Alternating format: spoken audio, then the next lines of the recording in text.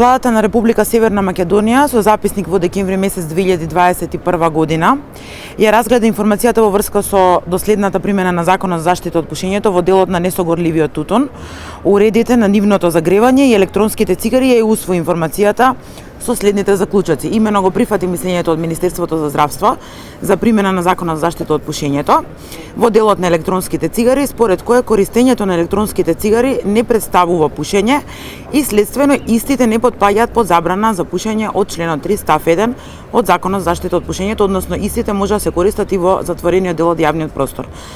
Врз основа на оваа одлука се задолжува Државниот пазарен инспекторат и другите органи надлежни за вршење на инспекцијски надзор, како и за надзор над спроведување на одредбите од Законот за заштита на пушењето и Законот за тутун, производи од тутун и сродни производи, да го почитуваат мислењето на Министерството за здравство и своите действија да постапуваат согласно заклучоците од овој закон.